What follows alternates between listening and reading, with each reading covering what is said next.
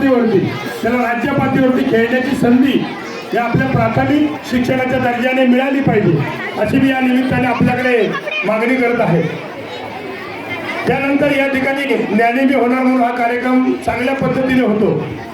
अनेक शाळांमध्ये आमच्या कणकवली तालुक्यातील अनेक शाळांमधील शिक्षक आहेत, हे हुशार आहेत, टॅलेंट आहेत, त्याच्याकडे चांगलं टॅलेंट आहे, नाविन्यपूर्ण उपक्रम राबवतात। एखाद्या शाळेमध्ये नाविन्यपूर्ण उपक्रम राबवला तर तो इतर शाळेमध्ये त्याच पद्धतीने राबवावा, त्या शिक्षकाला घेऊन मार्गदर्शन घ्यावं, अशा पद्धतीची एक रचना आपण या निमित्ताने लावावी, जेणेकरून ते टॅलेंट या सर्व विद्यार्थ्यांमध्ये उतरेल।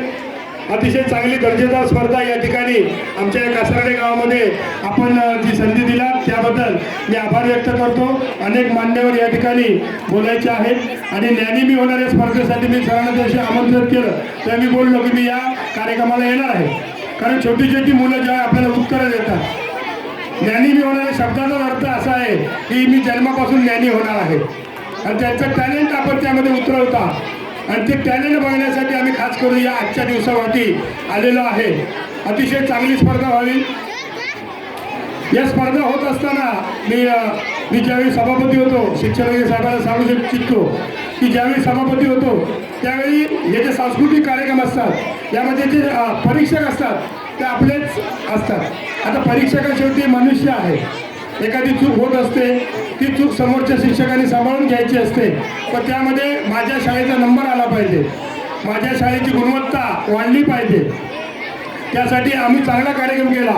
म्हणून आपण या ठिकाणी हे ठेवतो कॅमेऱ्याच्या दृष्टीने तो कार्यक्रम परत रिव्ह्यू दाखवायचा। खूप मोठे या ठिकाणी सांस्कृतिक कार्यक्रमामध्ये उलाढाल होते, जी खेळाच्या मैदानी स्पर्धेमध्ये होत नाही, त्यामुळे जे टॅलेंट यांच्यामध्ये भरलेलं आहे। खरोखरच प्रत्येकाने परीक्षकांनी जो निर्णय देतील तो चांगल्या पद्धतीने मान्य करून आपले विद्यार्थी या प्रावीण्य पदकापर्यंत कसे जातील।